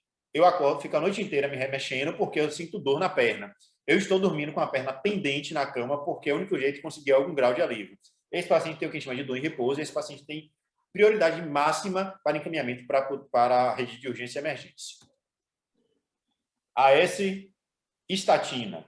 Exercício programado também compõe o tratamento, que é nada mais você estimular o paciente que tem essa claudicação e estimular ele a fazer uma coisa que a gente chama prova de marcha. Seu José, o senhor vai, beleza, você sente dor na perna quando anda. Quando o senhor estiver andando que doer, ande mais um pouco. Se doer, ande mais um pouquinho. E se doer, tente andar mais um pouco. Só vai parar quando o senhor não aguentar mais andar. Aí você para, descansa e reinicia de novo. E a justificativa que eu sempre uso, olha, o senhor precisa entender, o seu organismo precisa entender que o seu corpo precisa de nova circulação. E se o senhor não botar a perna para trabalhar, ele nunca vai entender isso. E essa dor nunca vai melhorar, tá certo? Essa imagem da direita é uma imagem de uma endarterectomia de artéria femoral, em que a gente fez a retirada mecânica mesmo de uma placa obstrutiva de uma artéria femoral comum de um paciente. Quem é que a gente vai mandar para emergência? Paciente com suspeita de isquemia crítica. E o que é isquemia crítica? Dor em repouso, presença de lesão isquêmica. Ou paciente que tenha algum outro tipo de lesão necrótica associada a alguma úlcera mista, esse paciente também deve ser encaminhado para a emergência, tá certo? Quem é o paciente que vai para a policlínica? Todo paciente que tem alguma doença arterial crônica sintomática, que você tentou aquele tratamento clínico inicial, não teve nenhuma resposta, ele tem que estar na mão do especialista desse paciente, tá certo? Vamos lá. A partir de agora vai ser um pouquinho mais rápido, papo com objetivo, porque na verdade são achados que geralmente vai chegar para você com o exame pronto na mão, um Doppler, um ultrassom, uma tomografia, e que basicamente não há muita dúvida de que você vai encaminhar isso para o especialista. Porque nem sempre vai se apresentar tão grosseiramente como esse caso aqui de aneurisma de aorta abdominal, que você descobre a blusa do paciente e você vê uma maçaroca pulsando na sua frente. O grau de suspeição deve ser elevado, ou seja, você tem que examinar, apertar, palpar aquele abdômen. Se você vê alguma massa pulsátil, esse paciente deve ser encaminhado para avaliação com exame de imagem, Doppler de aorta, ultrassom de abdômen, e aí sim ser encaminhado para o especialista, para que a gente identifique precocemente os casos cirúrgicos. Quem é que a gente vai mandar para a emergência? Obviamente, um paciente com suspeita, um paciente que não tem a rotura, mas que tem algum sinal de rotura iminente, que aquele paciente tem uma dor abdominal significativa, numa maçaroca dessa pulsátil na barriga, ou o paciente tem algum sinal de oclusão arterial, que se mistura com aquilo que a gente discutiu anteriormente, que embolizou, soltou uns trombinhos desse e entupiu a circulação de baixo, ou que o aneurisma todo trombosou e que geralmente é um quadro mais grave, tá certo? E quem é o paciente que vai mandar para a policlínica? Lembrando que isso aqui não é indicação por si só de tratamento cirúrgico. Isso aqui é um parâmetro que a gente utilizou para encaminhamento para o nosso especialista, porque os parâmetros de tratamento já são outros. Quem é o paciente que você vai mandar para o especialista? Poxa, chegou para mim um cara aqui com essa massa pulsante na barriga, estava com dor, mandei para a emergência, ele foi para a emergência, liberaram para casa e 15 dias depois ele aparece aqui de novo no consultório. Esse paciente você vai mandar para o especialista, porque foi afastado que a dor era por causa do aneurisma, mas é um aneurisma que tem sintomas ali misturando e que pode ser algum sinal de que ele seja mais instável. Ou se você abriu um ultrassom, uma tomografia, e descreve lá aneurisma de aorta abdominal maior do que 4,5 centímetros. Ou se você acompanhou que ele cresceu mais de 1 centímetro, tem um ultrassom do ano passado de 3 centímetros, uma tomografia desse ano com 4, esse paciente também deve ser encaminhado para o especialista. Paciente de qualquer outro tipo de aneurisma periférico, com exceção dos intracranianos, que já é outra especialidade, mas aneurisma femoral, aneurisma de poplita, aneurisma de mesentérica, todos devem ser encaminhados para o especialista. E o paciente que tem aneurisma de aorta torácica ascendente, não adianta mandar para o cirurgião vascular, isso é um caso de cirurgia cardíaca. Então, aí já demanda um outro fluxo, mas já é um quadro bem mais incomum. Sobre doença cerebrovascular, como é que esse paciente vai chegar para você no consultório? Vai chegar para você com um laudo de um Doppler, dizendo que ele tem uma placa bulbar com estenose estimada em mais do que 50%. O objetivo é identificar os casos cirúrgicos para a prevenção de eventos isquêmicos, que é o caso que você vai encaminhar para a emergência. Bateu para você no PSF um paciente com suspeita de AVC ou AIT, obviamente o lugar dele não é ali no PSF, é na unidade de emergência, ele vai para a UPA. E quem é o paciente que você vai mandar para a policlínica? O paciente que teve o AVC, a avózinha foi para casa, você vai fazer a visita domiciliar, a família fez o Doppler e mostra, olha, tem uma estenose maior do que 70%. Esse paciente tem indicação de tratamento cirúrgico com relação a essa placa, na maioria das vezes. E essa definição quem vai dar é o especialista. Mas, de novo, o encaminhamento não deve atrasar o início do tratamento clínico com antiagregante plaquetário e estatina. Veja que a doença é sistêmica, gente. Então, não adianta a gente enxergar que é só uma obstrução da circulação das pernas, não é só uma obstrução das carótidas, não é só uma obstrução coronariana. Todas elas envolvem vasos e o objetivo de tratamento do tratamento clínico é a diminuição de risco cardiovascular em todos eles. Então, esse paciente que tem doença cerebrovascular, que tem doença coronariana ou que tem doença arterial periférica, esse paciente vai casar com a AS estatina o resto da vida. Então, junto com a palpação de pulso, talvez seja a segunda grande mensagem aí que a gente consiga passar com essa aula. E aí, finalizando, com um tema aí extremamente prevalente, alguns dados estimam aí que 80% da população possa ter algum grau de insuficiência venosa de varizes. e com a doença tão prevalente, não tem especialista que dê conta disso. Então, se você entupir o consultório cirúrgico vascular com as varizes, a gente vai faltar esse recurso para outros pacientes. Então, o objetivo da gente é identificar os casos cirúrgicos e refratários ao tratamento clínico para que tenha o parecer do especialista. Porque a condução de uma paciente que tem esse grau de insuficiência venosa crônica, que a gente vê telangiectasias e por baixo a gente vai conseguir ver alguns vasos nutridores, é diferente do encaminhamento que a gente vai dar para esse perfil de paciente daqui, tá certo? Não que o tamanho das varizes tenha necessariamente relação com o grau de sintomatologia. Tem gente que tem esses vasinhos e é muito sintomático, é muito peso, dor, cansaço, inchaço nas pernas. Tem paciente que tem as varizes desse tamanho e não sente absolutamente nada. Então, esse feeling, essa capacidade de discernir o paciente vai ficar na mão do PSF, tá certo? Mas o objetivo é a gente tentar daqui tirar quem é um paciente que vai ser cirúrgico ou que merece pelo menos um parecer com um especialista, tá certo? E aí vem um foco que é repetitivo, todo dia no consultório a mesma coisa, você repete a mesma conversa, que é o foco nos 3 pilares que a gente tem no tratamento da insuficiência venosa crônica das varizes, que é atividade física regular para fortificação de musculatura, ajudar o bombeamento desse sangue que está venoso, que está acumulado ali embaixo, controle de peso, porque se você tem um aumento da pressão aqui intraabdominal relacionado à obesidade, você tem dificuldade de retorno venoso e uso de terapia compressiva, tá certo? Quem é que vai mandar para emergência? Não tem indicação de mandar esse paciente para emergência, a menos que ele tenha algum tipo de complicação relacionada a outras patologias. O paciente tem varizes, que tem um linfedema e que fez uma erisipela necrohemorrágica. Esse paciente vai para emergência, mas não pelas varizes por si só. E quem é o paciente que vai para o especialista? A classificação de CEAP é uma classificação clínica, que eu não vou entrar nos detalhes dela, mas o que é que ela diz? Se o paciente com CEAP C3 é um paciente que tem edema no membro, ou o paciente tem alguma alteração de cor de pele, aquilo que a gente já tinha falado, hipercromia, dermatosclerose, que você tentou esse tratamento clínico por 6 meses lá ali no PSF e não conseguiu avançar para lugar nenhum, esse paciente merece sim uma avaliação com um especialista, tá certo? O uso de flebotônicos, diosmin, daflon, venalote, é bem controverso, a resposta é bem variável de paciente para paciente. Eu acho que se o paciente é bem sintomático, acaba ajudando, ou se aquele paciente não pode tolerar ou não pode utilizar a terapia compressiva. Aqui, de novo, aquele paciente que você não consegue palpar a pulso distal, aquele paciente pode ter alguma contraindicação à terapia compressiva. Então, mais uma vez, ficar alerta. Ou o paciente que tenha uma úlcera ativa, que é o CEAP-C6, uma úlcera cicatrizada, esse paciente, sim, também tem que ter algum acompanhamento, algum grau de acompanhamento regular com atenção especializada, tá certo? Ou aquele caso que você veja, como esse rapaz aqui da direita, que você tem indicação de tratamento, claro, tratamento cirúrgico, esse paciente também tem que passar pela avaliação do especialista. A rede para acolhimento desse paciente, ela é barra pesada mesmo, não é só em Camaçaré, em todo lugar. A gente não tem grandes serviços assim que façam cirurgias de varizes, com exceção dos hospitais de escola. O que a gente tem na rede que consegue dar uma questão de saúde pública um pouquinho maior e que em Salvador a gente acaba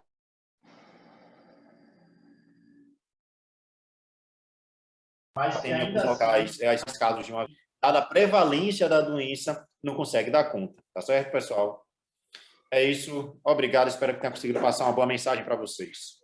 Que maravilha de apresentação, que riqueza de detalhes, né? Que material incrível a gente acaba aqui de preparar, né, para deixar disponível para todos os nossos profissionais, todos eles e principalmente para os da atenção primária. Eu estou vendo aqui que nem todos conseguiram participar, doutor Reinaldo, mas felizmente essa nossa live ela é gravada, né, e fica disponível aí no ambiente do YouTube para futuramente ser disponibilizada para quem puder assistir, quiser. Então, esse material fica guardado, porque de uma qualidade, eu estou aqui maravilhada. Então, feliz realmente por esse momento, né? Que a gente possa ter outros momentos como esse. Antes de abrir para alguma pergunta, não sei se a gente vai ter muitos participantes, eu gostaria só de acrescentar uma informação aqui importante. O senhor falou aí de demanda da cirurgia vascular, né? E eu estou aqui olhando para a fila de espera. Nós temos na fila de espera 1.970 pacientes que já foram cadastrados e que aguardavam consulta com cirurgia vascular, sendo hoje a 4ª especialidade, né, em relação à demanda, perdendo apenas para a fila de oftalmo, de dermato e de neuro, né? Então, realmente, estamos falando de elevada demanda. Já tivemos 828 pacientes atendidos pela fila de espera, mas sabemos que temos um desafio, né, que é dar conta de todos esses outros 1.000 e poucos pacientes que ainda aguardam. E aí esse universo de mais de 1.000 pacientes que aguardam, né, essa informação ela vai casar perfeitamente com as informações que foram trazidas aqui hoje em relação às possibilidades de manejo desses pacientes da atenção primária, né, para que a gente tenha realmente encaminhamento somente nos casos necessários e que a gente possa oferecer esse recurso da consulta com especialista para quem realmente está precisando. É muito bom o material, a gente vai estar aí disponibilizando em breve para todos os nossos profissionais, tanto para os especialistas também, né? Porque você falou aí da questão da interação com as especialidades, as outras especialidades, que tem muito link aí, né? Muita coisa que cabe a 3, 4 especialistas, então essa interação não só com a atenção primária, mas também com outros especialistas.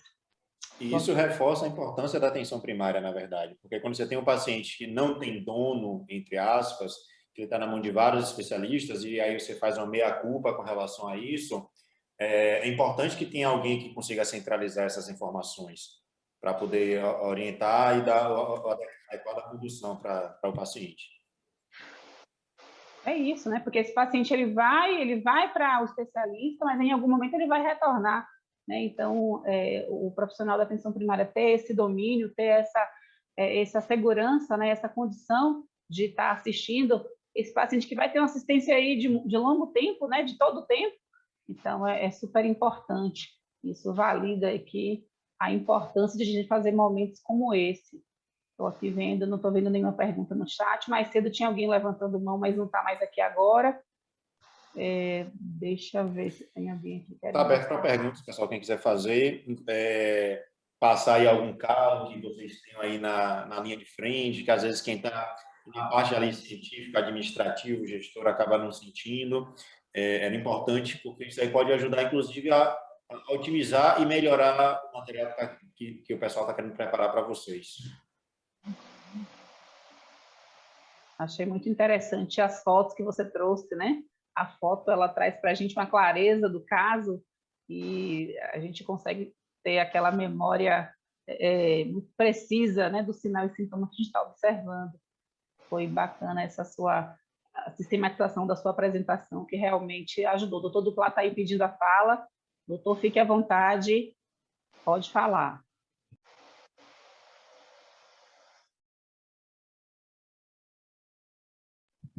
O senhor está sem microfone. Perdão, eu tinha esquecido de ligar o microfone. Bem, eu inicialmente gostaria de parabenizar e agradecer a você, Elba, e também a Reinaldo, né?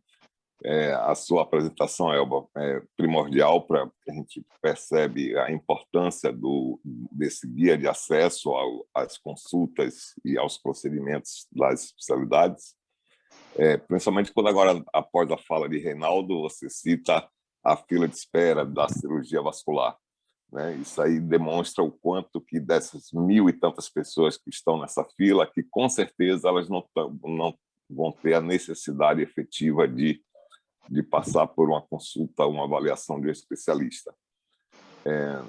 Por outro lado, a economia de recursos, né? Tanto de recursos humanos como de recursos financeiros mesmo, né? Com a implantação desse protocolo de acesso, garantindo dessa forma os princípios do SUS, da universalidade, da equidade e da integralidade. Reinaldo, muito parabéns por você da sua apresentação, né, bastante didática no caso do encaminhamento. Gostei e gosto quando você enfatiza a importância da atenção básica, da atenção primária, não só na coordenação do cuidado, do acompanhamento desse paciente, como também na sua responsabilização pelo paciente, para que esse paciente evite, né, essa ida até uma atenção especializada. Você é conhecedor que muitos dos nossos pacientes da atenção básica ficam com aquelas úlceras, por exemplo, fazendo curativo. Muitos deles se inscrevem no postinho para ficar pegando o material de curativo e fica eternamente fazendo curativo. E a própria equipe de saúde da família, se quer fazer o acompanhamento do tratamento dessas feridas, eles não fazem. Isso é uma coisa que a gente está batendo muito em relação a isso, para que a equipe de saúde da família acompanhe o tratamento dessas úlceras e não fique simplesmente distribuindo material de curativo, que eu brinco sempre, eu e o pessoal do distrito brinco que já existe um kit formado para distribuição para esses pacientes, que é o soro, a atadura, o esparadrapo, né?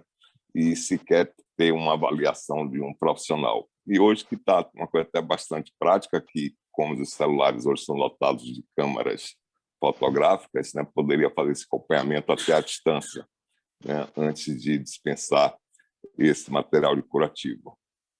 Gostei também quando você citou os três pilares para se evitar que o paciente vá até a atenção especializada, e isso chama-se de promoção à saúde, e as equipes de saúde da família, da atenção primária à saúde, devem também incentivar esta promoção através do controle do peso, através da boa alimentação, através da realização de atividade física, né?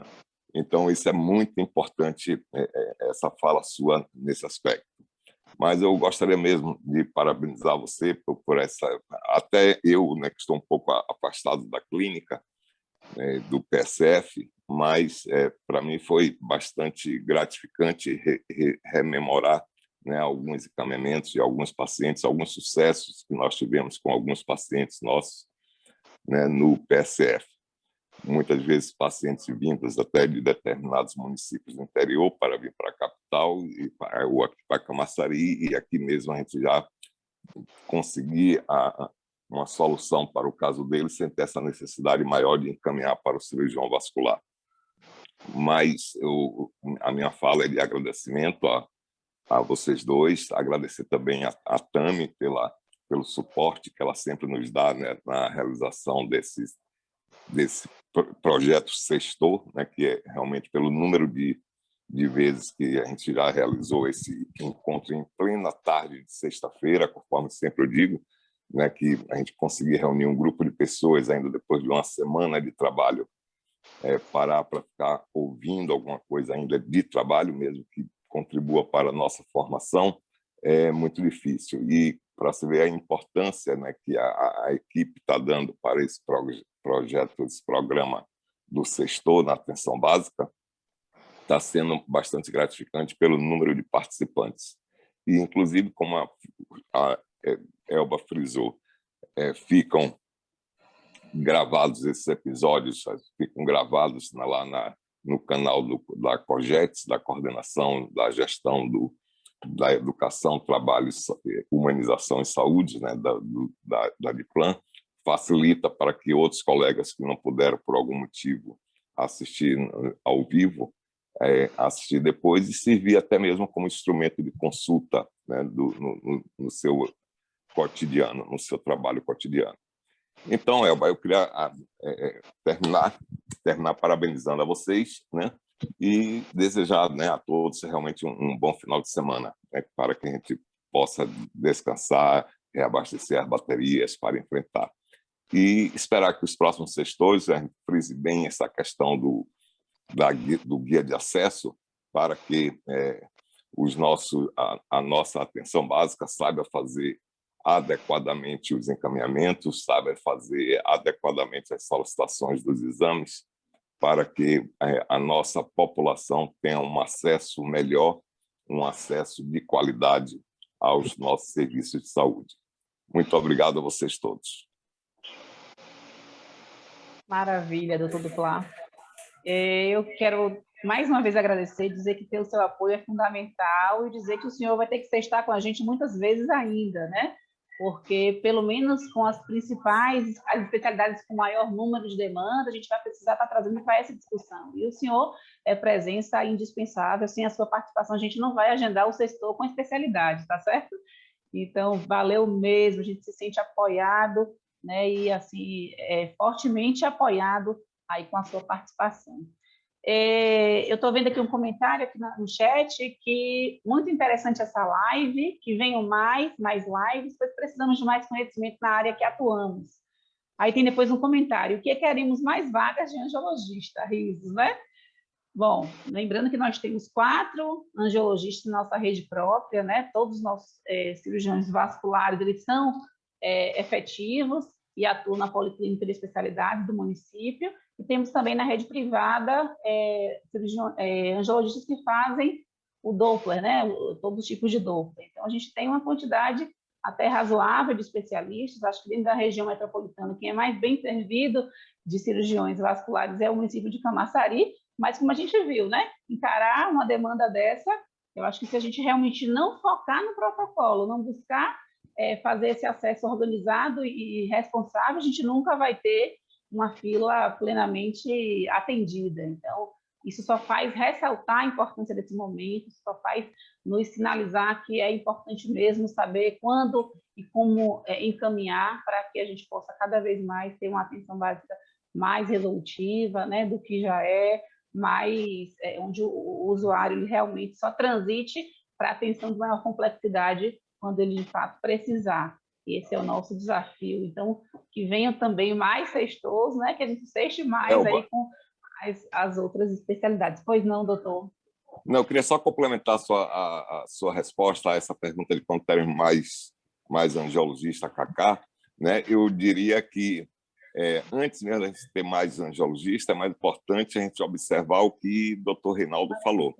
Vamos dar importância à história clínica do paciente e à realização do exame físico do paciente. Vamos colocar nossos profissionais médicos, nossos profissionais enfermeiros a realizar o exame físico no paciente.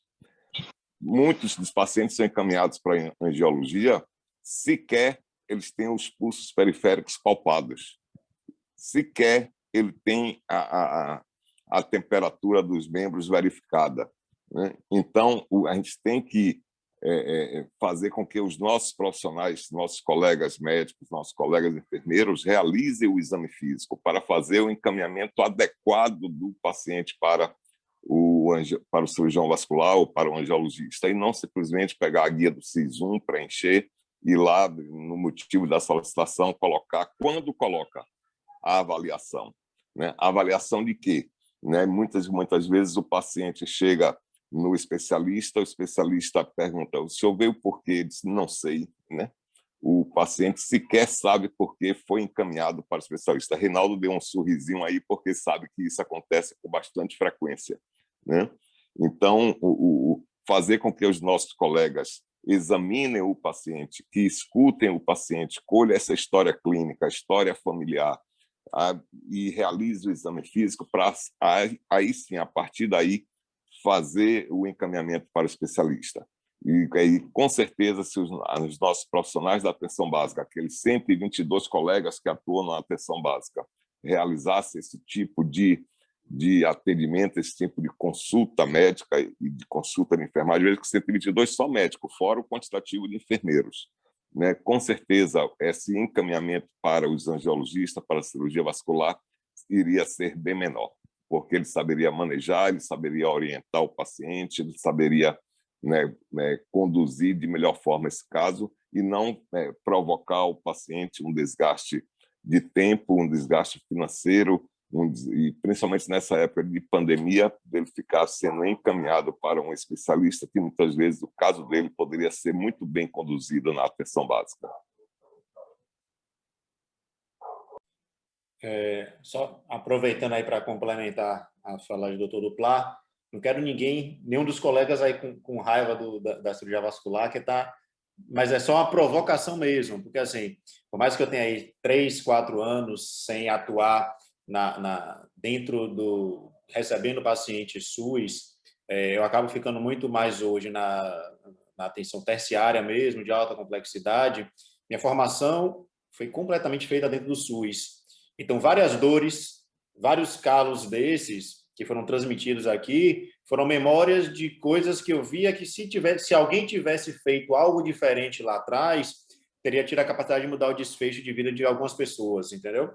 E hoje, quando chega para mim na atenção terciária, que já chega no final da linha, digamos assim, no final da ponta, e que a gente vê que aquela orientação, aquele AS, aquela meia, aquele pegar no pé do paciente assim, ô, velho, pelo amor de Deus, vá dar uma caminhadinha ali na praia de Arembé, isso vai te ajudar. Esses 40 minutinhos que você conseguir convencer o paciente, ele teria a capacidade de mudar a vida daquela pessoa para sempre. Então, e aí, por questão do que eu acredito mesmo, é que eu acho que entra a função de quem está ali na atenção primária, quem está ali toda semana, todo dia, a semana inteira ali, com acesso àquela comunidade, aquele paciente. Acho que não tem ninguém melhor para conseguir estabelecer um diálogo e convencer. Uma coisa que hoje eu consigo fazer com meus pacientes que eu acompanho, de consultório, que já acompanho há algum tempo. Você consegue ter um grau de confiança, uma relação de aposte, confie em mim que vai dar certo. Que eu acho que quem vai ter é o cara ali da atenção básica, mas isso envolve uma conversa, envolve você estar disposto a examinar, pegar, colocar a mão, e acredite que pode parecer pouco, mas essas pequenas medidas assim têm a capacidade de mudar o desfecho clínico dessas pessoas. Toda vez que eu vejo um paciente amputado, principalmente por diabetes, né, por complicação de pré-diabético, eu fico pensando o número de vezes que aquele paciente esteve defronte de um profissional de saúde, defronte de um médico, defronte de um enfermeiro, e sequer o enfermeiro ou o médico examinou aquele pé dele, né? Pode fazer tranquilamente uma pesquisa, você conhece, todo mundo conhece algum diabético, pergunta para ele, o médico examinou durante a consulta o seu pé, ou ele somente fez a troca da receita, pediu mais exames e trocou a receita, né? Examinar o pé para fazer aquela prevenção do pé diabético, isso raramente acontece. O médico, será que ele olhou o tipo do calçado que o paciente está utilizando? Né? Não olha qual tipo de calçado, se está apertado, se não está apertado, se está folgado, atritando na pele do paciente. O médico, geralmente, ele não se preocupa hoje nessa questão de fazer o exame físico, de olhar o paciente na sua integralidade. Ele se preocupa, infelizmente, muito mais a pedir exames e encaminhar para especialista. E isso é o que faz com que a nossa assistência à saúde seja tão comprometida do jeito que está. É pela mudança da postura dos profissionais, Reinaldo. Né? Então, nossos colegas, tanto médicos como enfermeiros, principalmente essas duas categorias, está fazendo com que a nossa profissão cada vez mais entre no descrédito junto com a população, porque é inadmissível um paciente diabético e passar por uma consulta ou inicial ou mesmo a consulta de acompanhamento e sequer o médico ou a enfermeira olhar os pés deles. Pode fazer isso uma vez no ano, né? Uma vez numa consulta no ano, ele pode fazer isso, fazer aquele exame, anotar no prontuário para que no ano seguinte ele veja como é que estava o pé, se teve alguma evolução, se não teve. Mas, infelizmente, não está acontecendo, aí aumenta cada dia que passa o número de amputações provocadas por pé diabético, coisa que poderia ser tranquilamente ter sido realizada a prevenção lá na atenção básica. Até para dar o exemplo para o paciente, doutor Duplar, de que, assim, velho, você tem a obrigação de todos os dias, você, paciente, todos os dias fazer o que eu estou fazendo com você aqui agora. Pegar seu pé, passar a mão, olhar, pegar, tocar, porque qualquer lesão, qualquer calosidade tem que chamar a atenção de que tem algo errado ou no calçado ou na pisada, e se tiver qualquer sinal de que tem alguma lesão iminente, esse paciente tem que ser encaminhado para o especialista. E além desse custo da questão da própria rede de saúde, toda vez que eu vejo um paciente amputado, eu vejo o custo que ele traz para outra coisa. Geralmente é um trabalhador que teria uma vida útil, que deixa de trabalhar e que vai parar numa fila de um INSS ou de qualquer outra rede assistencial, que representa um custo para a gente paga essa conta também, entendeu? Você pega uma pessoa, você tira recursos de outras áreas para sustentar aquela pessoa que poderia estar produzindo e que está com uma sequela grave, que está atrapalhando a vida dele. Então, tem vários outros fatores aí, como entusiasta do pé diabético, que também me incomodam profundamente. Mas eu acho que se a gente conseguir plantar essa sementinha aí de passar a olhar, já é mais um trunfo que teremos aqui desse sextor de hoje. Com certeza. Eu queria também aproveitar e registrar a participação dos reguladores da nossa live, né? Além da coordenação da regulação, os nossos reguladores locais, e porque vocês não fazem assistência, mas vocês são muito importantes nesse processo de garantir que o encaminhamento vai ser feito de forma devida, né? Conhecer esses critérios de forma bastante detalhada, reconhecer esse guia para que ele seja cumprido conforme ele foi planejado, vai determinar, né, o resultado do que a gente está planejando agora. Então, estou muito feliz pela participação de vocês. Eu estou vendo aqui uma reguladora nossa, a querida Sueze, de Buristatuba, ela escreveu aqui que o doutor Duplá falou muito bem sobre isso, e que o paciente, às vezes, ele não sabe nem por que ele está indo para o angiologista, né? Ele não sabe nem qual o motivo do encaminhamento que ele teve. Então, isso já é uma indicativa de que, pelo menos, faltou comunicação, né, doutor? Faltou comunicação, faltou orientação, faltou algo para que esse paciente saiba o porquê que ele está, naquele momento, buscando um especialista. E Andréa Dias, da Coordenação da Assistência Farmacêutica, colocou aqui para a gente: humanização no SUS é tudo, né? E humanização passa por isto: acolhimento, orientação, observação, esse exame detalhado, né?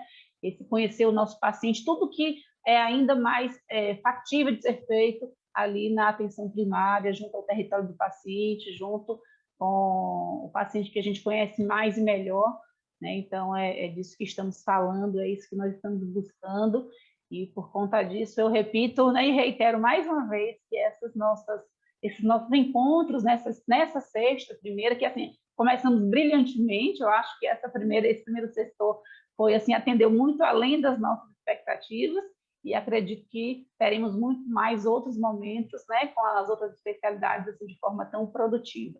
Tenho certeza que esse vídeo vai ser assistido e reproduzido muitas vezes, né, para todos aqueles que querem essa orientação. E, além disso, nós vamos pegar esse material que o Dr. Reinaldo produziu, que ele nos entregou, e vamos também fazer, né, um anexo do nosso guia, para que a gente possa disponibilizar aos profissionais aí da atenção primária, que traz aí essa questão mais detalhada da questão clínica do paciente, né? Toda aquele sistema que toda essa apresentação maravilhosa a gente vai também trazer de forma física, né, e virtual, e entregar para a nossa atenção básica, como se fosse um anexo do guia, né? Já que ele não é tão enxuto, ele não está assim resumidinho. Então, a gente primeiro norteia o encaminhamento com a parte mais burocrática ali dentro do guia, e depois, né, sempre que necessário, ele pode ter esse instrumento para consultar e para nortear ele na tomada de decisões. Então, acho que está chegando o momento de finalizar, né? Já vai chegar às 16 horas, a gente estava com previsão de ter o nosso sextou das 14 às 16, foram quase 2 horas de conversa boa, de muita informação, né, de atualização, de uma riquíssima tarde, né? Que maravilha poder ter essa tarde, e dizer isso, que esse material está aí disponível para todos nós, e estará para todos que tenham interesse em conhecer mais sobre o protocolo de acesso, conhecer mais sobre as funções da regulação, conhecer mais sobre a cirurgia vascular, né? E também um pouquinho sobre manejo clínico, porque o Dr. Reinaldo ele foi além, né, do que do que nós pensávamos em fazer, ele foi muito além, e a gente tem tudo isso aí pronto para a nossa equipe da CESAL desfrutar. Então, acho que é hora de finalizar. Eu quero agradecer imensamente, quero agradecer a Tami, que fica aí nos bastidores o tempo todo, dando conta de tudo e organizando esses espaços, esses momentos, com tanto carinho, né, com tanta maestria. Muito obrigada, Tami, viu? A gente se sente segura também, muito segura, você sabe, com a sua participação nesses momentos.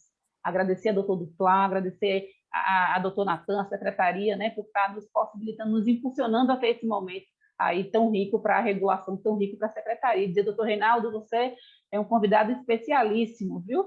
A sua competência, o seu preparo, né, a segurança e a forma tão didática e tão precisa que o senhor traz as informações nos trouxe muito conforto nessa tarde, que o senhor possa voltar outras vezes, né? Sempre próximo, é sempre um apoiador da regulação. Eu vou aqui falar que nos bastidores ele já é um apoiador da regulação, sempre disponível para as consultorias aí, para as consultas, né? Tirando dúvidas, nos dando sugestões aí no link que a gente já faz no dia a dia da regulação, seja ela ambulatorial ou de leitos, né? Com o SAMU, que hoje é um serviço que ele está aí também na liderança. Então, é isso, agradecer do fundo do coração por este momento tão especial.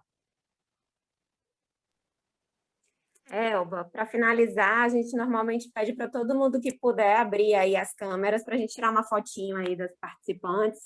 Então, quem for podendo Vamos abrir. abrir estas câmeras, pessoal. Eu vi um monte de gente escondida, sem imagem. Eu vi alguns médicos do PSF que entraram e saíram algumas vezes. Eu fiquei só observando o movimento. E agora a gente vai tirar foto? Podem se preparar para as fotos aí, já estou tirando.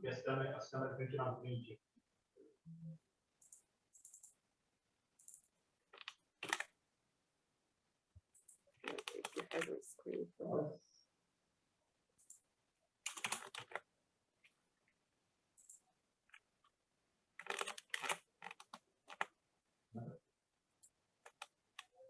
Também está jogando duro. Pronto, gente. Muito obrigada. A gente, assim que deixar a live pública, divulga o link para vocês. Valeu, pessoal. Sextou, hein?